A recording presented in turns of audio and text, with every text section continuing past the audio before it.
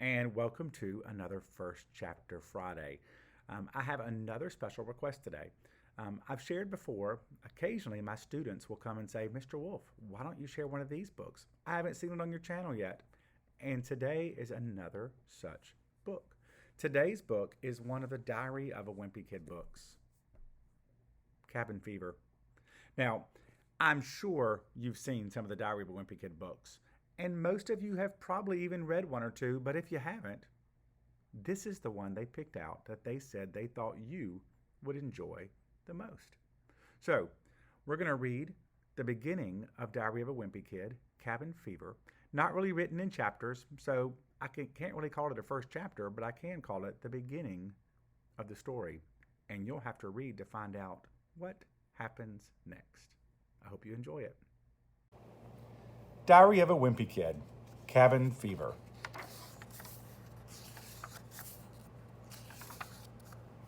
November, Saturday. Most people look forward to the holidays, but the stretch between Thanksgiving and Christmas just makes me a nervous wreck. If you make a mistake in the first 11 months of the year, it's no big deal. But if you do something wrong during the holiday season, you're gonna pay for it. Maybe you would have gotten more presents if you hadn't pinched your brother last week. It's too much pressure to be on your best behavior for a whole month. The most I can really handle is 6 or 7 days in a row. So if they moved Thanksgiving to the week before Christmas, it would be fine by me. Kids whose families don't celebrate Christmas are lucky because they don't have to stress out whenever they do something wrong at this time of year. In fact, I have a few friends in that category who I think act a little extra jerky around now just because they can. The thing that really makes me nervous is this whole Santa issue. The fact that he can see you when you're sleeping and knows when you're awake really creeps me out. So I've started wearing sweatpants to bed because I really don't need Santa seeing me in my underwear. I'm not really convinced that Santa has the time to keep an eye on you 24 hours a day anyway.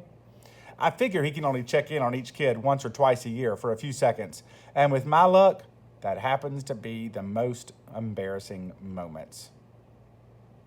If Santa really does see everything you do, then I could be in trouble.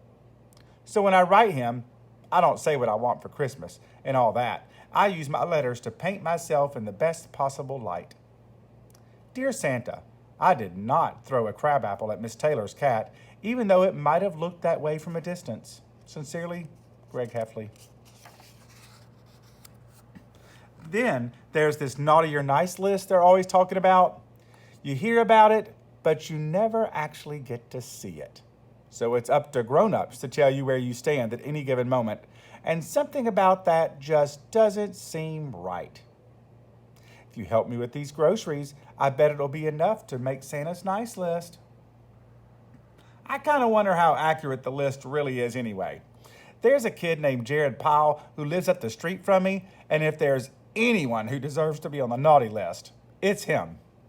But last year, he got a dirt bike for Christmas, so don't even ask me what Santa was thinking on that one. It's not just Santa I've got to worry about either. Last year, when Mom was going through some old boxes, she found a homemade doll from her childhood. Mom said the doll is called Santa Scout, and that his job is to watch how kids behave and then report back to Santa at the North Pole. Well, I'm not a fan of that idea. First of all, I think you have a right to privacy in your own home. And second, Santa Scout gives me the willies. I don't really buy the idea that this doll is feeding Santa information, but just in case, I try to be extra good whenever I'm in the same room as Santa Scout. May I clean everyone's plates? Why, how thoughtful of you. But it probably doesn't matter anyway, because my older brother Roderick is constantly feeding Santa Scout bad information about me. I, Greg Heffley, took a $20 bill out of my mother's purse. Every morning when I wake up, Santa Scout is in a new place, which I guess is supposed to prove that he traveled to the North Pole overnight. But I'm starting to wonder if it's really Roderick who moves him.